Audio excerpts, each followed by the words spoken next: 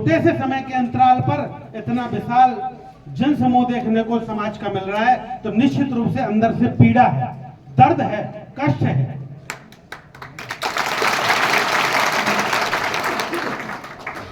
शासन प्रशासन अपने एक मकसद में कामयाब होगा। मुझे जो लग रहा है कि गांव में ये जो पंचायत होती तो गांव की हमारी बहनें भी सुनती, बेटियां भी सुनती, नौजवान भी सुनते। यहाँ जो आ सकते हैं वो सब लोग आए, लेकिन एक उचित स्थान में इस जगह को नहीं मानना हूँ। लेकिन आगे के लिए उचित स्थान होगा क्षेत्रीय थाना या एसएसपी का कार्यालय या डीएम का कार्यालय। लड़ाई हमारे मुख्यालय से है। आज तो हम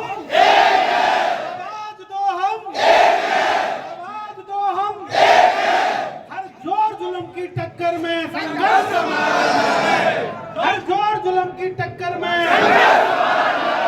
जोर जुल्म की टक्कर में अभी तली अंगड़ाई है, अभी तली अंगड़ाई है, अभी तली अंगड़ाई है।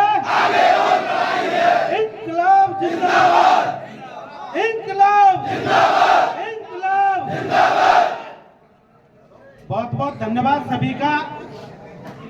ध्यान से सुनेंगे। जिस उद्देश्य के साथ हम यहाँ सब इकट्ठे हुए हैं, भैया जी, दाढ़ी वाले बड़े भैया, राम राम।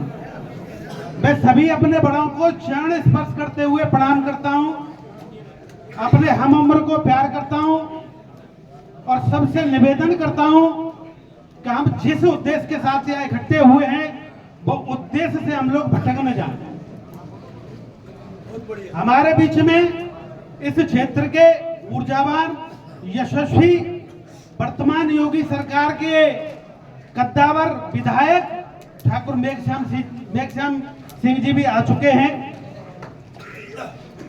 क्षत्रिय महासभा के संरक्षक डॉक्टर नवल सिंह जी, अध्यक्ष सुजान सिंह जी, अपने पड़ोसी गांव बड़े चेयरमैन, बड़े गांव के चेयरमैन, नगर पंचायत के कार्य बाबा, मैं नाम लूंगा तो शाम हो जाएगी। मैं लगभग सभी के नाम जानता हूं तो सभी से क्षमा चाहता हूं, नाम मैं नहीं ले पाऊंगा। सीधे मुद्दे की बात पर आते हैं। विधायक जी बहुत किसी जरूरी काम से थे, लेकिन विधायक जी ने आते ही कही कि मेरा मां मन ना लगे। जहां समाज तड़प रहा था और तड़प रहा है और भविष्य में ऐसी कोई नौबत ना आए, इसलिए जिले के कोने कोने से मैं चुनिंदा चेहरों को यहां देख रहा हूं। इससे पहले कम समय में कम बार ऐसा देखा गया है कि छोटे से आह्वान पर, छोटे से समय के अंतराल पर इतना विशाल जन समूह देखने को समाज का मिल रहा है तो निश्चित रूप से अंदर से पीड़ा है, दर्द है, कष्ट है।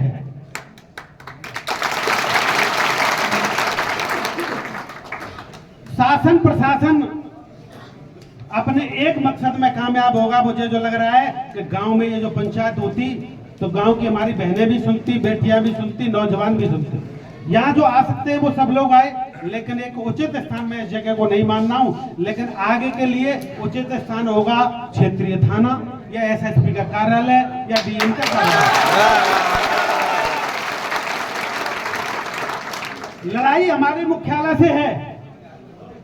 जब दोषियों के खिलाफ पुलिस ने कार्रवाई कर दी थी तो किसी नीला कबूतर, पीला कबूतर जो भी है उसके दबाव में आकर के निर्दोषों के खिलाफ एफआईआर करने की क्या जरूरत थी। उसके दो कारण हो सकते हैं, या तो तुम किसी के दबाव में या प्रभाव में, या हमको इतना निर्बल मान लिया है, कमजोर मान लिया है कि हम पर कोई भी आकर के हमारे खिलाफ जो कुछ भी करके चला जाएगा और हम चुप से देखते रहेंगे। इतिहास गवाह है कि जब जब देश पर संकट आया है तो हमारे पूर्वजों ने सर कटाए। जब जब देश को एक करने की बात आई है तो हमारे पूर्वजों ने जमीन दान दी है, रियासतों को दान में दिया है। और पता जो भी ये देश एकजुट आप देख रहे हैं तो उन क्षत्रिय राजाओं की और क्षत्रियों की छाती है, उनका त्याग है जो आज मतलब भारत एक है और नेक है। लेकिन छत्तीस बिरादरी की क्या बात करता है कि हम सबकी रक्षा करेंगे, लेकिन जब छत्री पे जब कष्ट आए, संकट आए तो उसकी रक्षा कौन करेगा? तो सबसे पहले भूल करके और सब दुनियादारी को छोड़ करके पहले हमें परिवार को सेव करना पड़ेगा, और परिवार यहाँ सब बैठा हुआ है। जब हमारा परिवार सेफ होगा तब हम किसी की रक्षा कर पाएंगे। पहले अपनी सुरक्षा तो कर ले। हवाई जहाज में जब जाते हो तो अनाउंसमेंट देखा होगा जो कहे कि पहले अपनी रक्षा करें, पड़ोसी के चक्कर में ना पड़े। तो पहले अपनी रक्षा कर लो।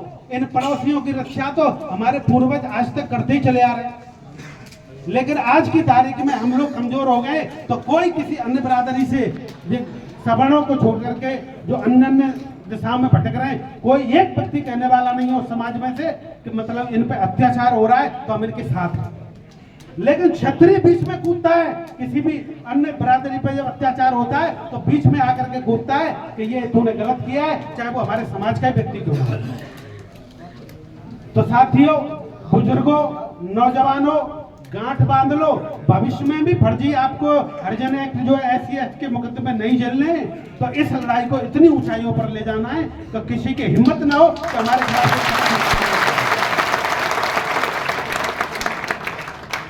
अति तो तब हो गई कि 4 लोग जाकर के वहां पे बैठ गए और प्रशासन ने तुरंत मुकदमा कायम कर दिया। कहावत है पुराने लंबे समय से, संगी सकते कलयुगे, संगी सकते युगे युगे, और संगी सकते कलयुगे, संगी सकते युगे युगे, और संगे शक्ति सर्वदा।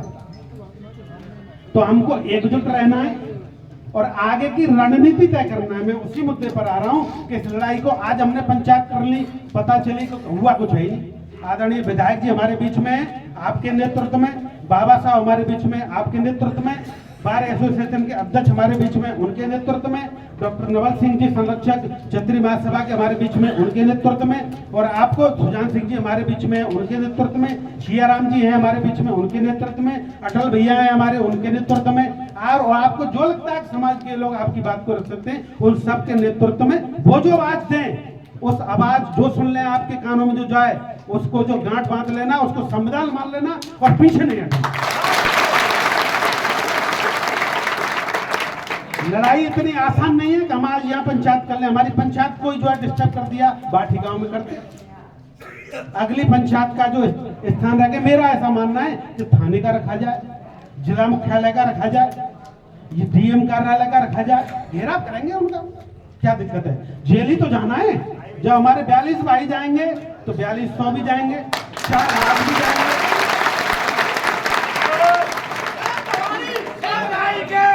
सब एक साथ जाएंगे, सब जाएंगे।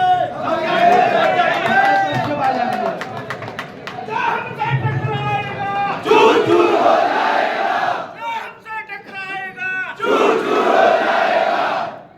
जब शासन प्रशासन ने ये ठाने लिया है, जब शासन प्रशासन ने ठाने लिया है भाइयों कि ठाकुरों को जेल में डालना है, तो भैया जेल की सलाखों को मजबूत कर लो, उनको बड़ी कर लो। ठाकुर मथुरा जिले का ठाकुर आ रहा है, देखते हैं कितना दम है तुम्हारी जेल में।